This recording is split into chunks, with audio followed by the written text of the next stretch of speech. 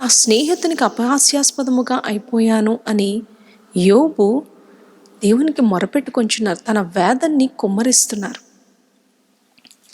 ధనవంతుడైన నేను, పేరు కలిగిన నేను, ప్రఖ్యాతి కలిగిన నేను, లేకపోతే స్తోమత సామర్థ్యం కలిగిన నేను అపహాస్యంగా అయిపోయాను అని అనట్లేదు ఆయన. నేను మొరపెడితే దేవుని నుంచి నాకు ప్రత్యుత్తరం వచ్చేది. నేను ప్రార్థిస్తే నాకు దేవుడు సమాధానం ఇచ్చేవారు. నేను వేడుకుంటే దేవుడు నాకు కృపను చూపేవారు. అలాంటి ఒక స్థాయి, నా స్థాయి ఈ భూలోక సంబంధమైంది కాదు. నా స్థాయి ఆస్తిపాస్తులతో కలిసింది కాదు. నా స్థాయి ఒక సృష్టికర్త అయిన దేవునితోనే మాట్లాడగలిగిన స్థాయి నాది. ఇలాంటి స్థాయిలో ఉన్నటువంటి నేను, నా స్నేహితులకి నేను హాస్యంగా అయిపోయాను.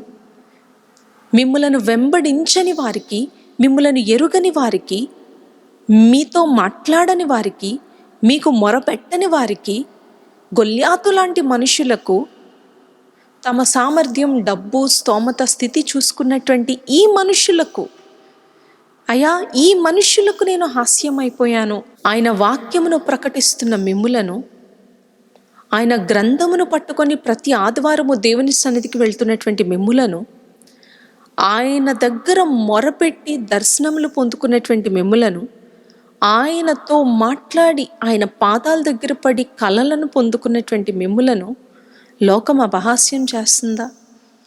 నీ ప్రక్కనున్న భార్య అపహాస్యం చేస్తున్నారా? లేకపోతే నీ భర్త అపహాస్యం చేస్తున్నారా? కుటుంబంలో మీ తల్లిదండ్రులు అపహాస్యం చేస్తున్నారా? అన్నదమ్ములు అపహాస్యం చేస్తున్నారా? ఒక్క మాట మీతో చెప్పనివ్వండి.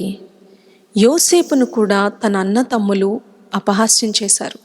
కలలో చెప్పినప్పుడు నవ్వారు, కోప్పడ్డారు, ఒక అపహాస్యంగా, ఒక జోకుగా తీసుకున్నారు.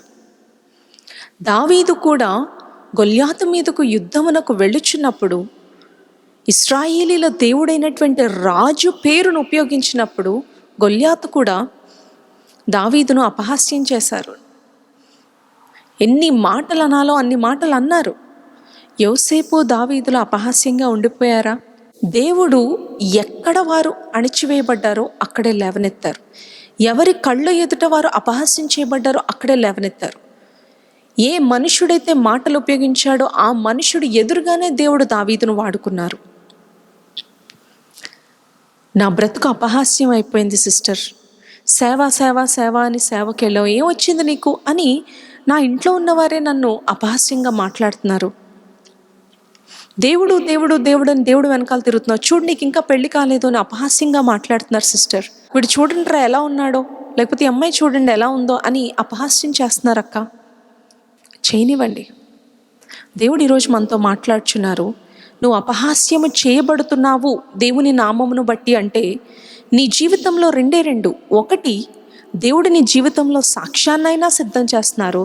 రెండు, నీ పరిస్థితులను బట్టి, ఒకవేళ నీవు సేవలో వాడబడుతున్న వ్యక్తివైతే నీ పరిస్థితులను బట్టి దేవుడు సేవను విస్తరింప చేయబోతున్నారు. అది అపహాస్యమైన, నిందైన, దోషమైన, ఒక ఫాల్స్ అక్యుజేషన్ అయినా, ఒక లాఫింగ్ స్టాక్ అయినా, ఏదైనా కానివ్వండి, ఈ జీవితంలో వాటిని ఉపయోగించుకొని నీవు నేను చేయించినటువంటి సేవను ప్రబలేటట్టు చేస్తారు.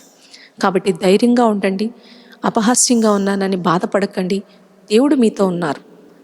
దేవుని మీద ఆధారపడండి. దేవుని వైపే చూడండి. మరలా మరలా మరలా చెప్పుచున్నాను, క్రీస్తు తప్ప మనకు వేరొక ఆధారము లేదు. దేవుడు తప్ప మనకు వేరొక నిరీక్షణ లేదు. కనుక ఆ విధంగా మీరు బలపరచబడుతున్నారని విశ్వసిస్తూ, God bless you. Until I see you again next time.